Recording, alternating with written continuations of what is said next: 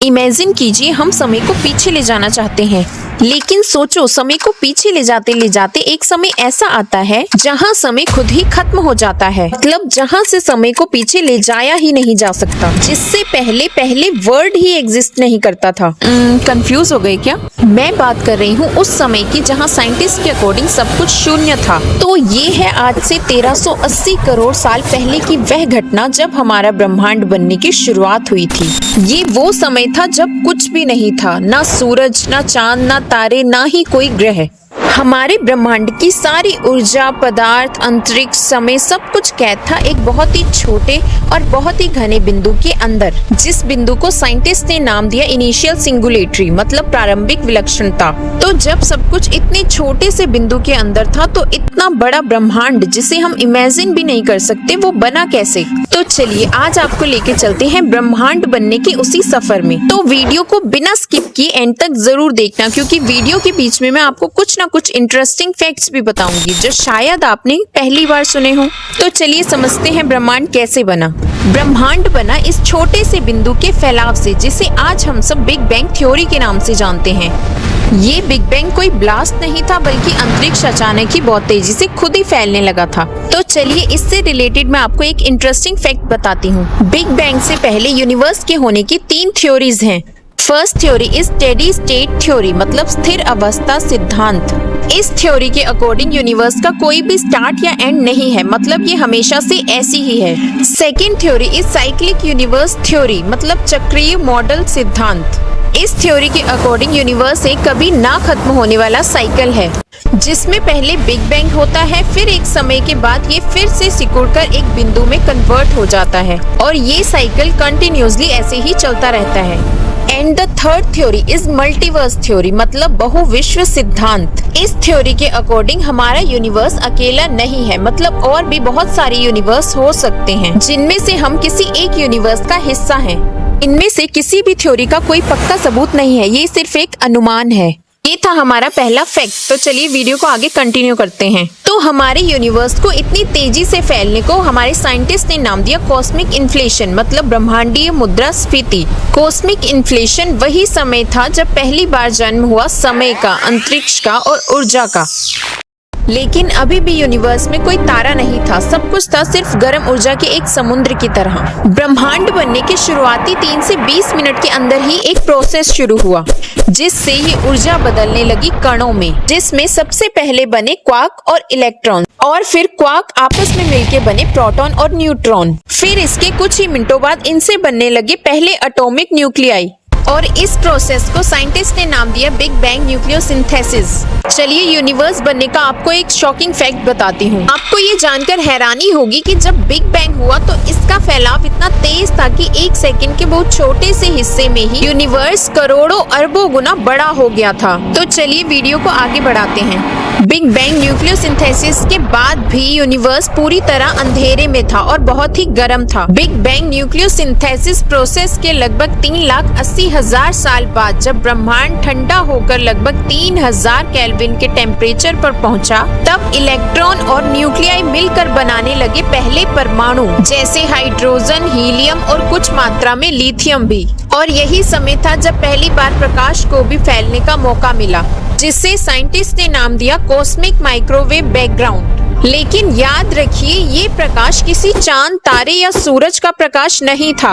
ये प्रकाश एक फ्लैशलाइट जैसी थी, जो ब्रह्मांड की वो रोशनी थी जो इलेक्ट्रॉन और प्रोटॉन से टकराने की वजह से फैल नहीं पा रही थी, वही कैद थी। और फिर जब ये परमाणु बने तो उस रोशनी को भी आजादी मिली, जिसकी वजह से वो पहली बार फैल पाई। चलिए इस पहली रोशनी का आपको एक फैक्ट बताती हूँ। आपको ये सुनकर यकीन नहीं होगा, पर 1380 करोड़ साल पहले की वो रोशनी अभी भी पूरे स्पेस में फैली हुई है, जो कि विजिबल लाइट के रूप में नहीं दिखती, पर माइक्रोवेव रेडिएशन, मतलब सूक्ष्म तरंगों के रूप में दिखती है, जिसे साइंटिस्ट आज भी एक खास माइक्रोवेव टेलीस्कोप की हेल्प से देख सकते हैं। इस कॉस्मिक माइक्रोवेव बैकग्राउंड की फ्लैश के बाद यूनिवर्स में फिर से एक गहरा अंधेरा और सन्नाटा छा गया। लगभग अगले 20 करोड़ सालों तक ये गहरा अंधेरा अंधेरा और सन्नाटा ऐसे ही बना रहा, जिसे साइंटिस्ट ने नाम दिया कॉस्मिक डार्क एजेस। लेकिन इस अंधकार में भी एक एनर्जी धीरे धीरे अपना काम कर रही थी, जिसका नाम था ग्रेविटी, गुरुत्वाकर्षण। यूनिवर्स के ठंडा होने पर जो हाइड्रोजन और हीलियम के परमाणु बने थे, वो सिर्फ हजारों या लाखों की संख्या में नहीं थे, बल्कि अरबों खरबों की संख्या में थे, जो कि आपस में मिलकर बड़े बड़े गैस के बादलों के रूप में फैले हुए थे। और जब ग्रेविटी ने अपना काम शुरू किया तो धीरे धीरे इन बादलों में इतना ज्यादा प्रेशर बढ़ने लगा कि इस प्रेशर की वजह से धीरे धीरे ये बादल सिकुड़ने लगे। और जैसे जैसे ये बादल सिकुड़ने लगे, इनका कोर मतलब केंद्र इतना ज्यादा गर्म हो गया कि वहाँ न्यूक्लियर फ्यूजन शुरू हो गया। न्यूक्लियर फ्यूजन मतलब जब ये परमाणु के बादल सिकुड़ने लगे तो ये परमाणु आपस में ही टकराकर एक नया और भारी परमाणु बनाने लगे, जिससे उनकी एनर्जी पहले से कई गुना ज्यादा बढ़ने लगी। और इसी एनर्जी के बढ़ने से बने पहले तारे। चलिए इन पहले तारों से रिलेटेड भी आपको एक इंटरेस्टिंग फैक्ट बताती हूँ। जिनका नाम आप तारे सुन रहे हैं, वो आज के तारों की तरह बिल्कुल भी नहीं थे, बल्कि ये थे नीले रंग के जाइंट मॉन्स्टर्स की तरह, जो कि हमारे सूरज से भी 100 गुना ज्यादा बड़े बड़े और चमकदार थे। तो चलिए आगे बढ़ते हैं। इन पहले तारों के बनने के कुछ करोड़ साल बाद ही ये तारे जितनी ही तेजी से चमके थे, उतनी ही तेजी से खत्म भी हो गए। मतलब इन इतने बड़े बड़े तारों में होने लगे बहुत ही खतरनाक ब्लास्ट। और इन ब्लास्ट को भी साइंटिस्ट ने एक नाम दिया है, जिसका नाम है सुपरनोवा एक्सप्लोजन। जैसे ही ये एक्सप्लोजन हुए, उन तारों में से निकलने लगे कुछ ऐसे एलिमेंट्स जिनकी वजह से आज हम यहाँ इस पृथ्वी पर हैं। इन एलिमेंट्स में oxygen, carbon, iron, nitrogen, silicon और कैल्शियम शामिल थे। यहाँ ये मत सोचिए कि इन तारों के फटने से तारे ही खत्म हो गए, बल्कि इन एक्सप्लोजन से जो गैसेस या डस्ट पार्टिकल स्पेस में फैले हुए थे, वो दोबारा बड़े बादलों में कन्वर्ट होने लगे, जिन्हें हम कहते हैं नेब्यूला। चलिए आपको एक और फैक्ट बताती हूँ। क्या आपको पता है कि हमारा शरीर परमाणुओं से बना है, जो कि अरबों साल पुराने हैं, जिसका मतलब है हमारे शरीर का हर परमाणु किसी न किसी तारे के अंदर बना है। तो चलिए जानते हैं नेब्यूला से आगे क्या क्या बना। नेब्यूला मतलब वही बड़े बड़े बादल जो एक्सप्लोजन की गैसेस और डस्ट पार्टिकल से बने थे। आगे चलकर कुछ समय बाद इन बादलों में भी फिर से वही ग्रेविटी वाला प्रोसेस शुरू हो जाता है, जिससे बनते हैं कई नए तारे, जो पहले वाले तारों से ज्यादा लंबे समय तक रहने वाले थे। अब जैसे जैसे ये नए तारे बनने लगे, वैसे वैसे ये तारे समूह में इकट्ठा होने लगे, और इन्हीं तारों से बने विशाल तारा समूह, जिन्हें हम कहते हैं गैलेक्सी यानी आकाश गंगा। और इन्हीं में से एक है हमारी मिल्की वे गैलेक्सी। अब यही प्रोसेस हमारे स्पेस में अरबों सालों तक चलता रहा, जिसमें ऐसे ही अरबों सालों तक तारों का जन्म होता रहा और ब्लास्ट होते रहे। चलिए मैं आपको गैलेक्सी से रिलेटेड एक बहुत ही शॉकिंग फैक्ट बताती हूँ। 2016 की रिसर्च से साइंटिस्ट को पता चला कि हमारे यूनिवर्स में लगभग 2 ट्रिलियन मतलब 2 लाख करोड़ तक आकाश गंगाएं हो सकती हैं, जो कि पहली रिसर्च के अकॉर्डिंग 10 गुना ज्यादा हैं।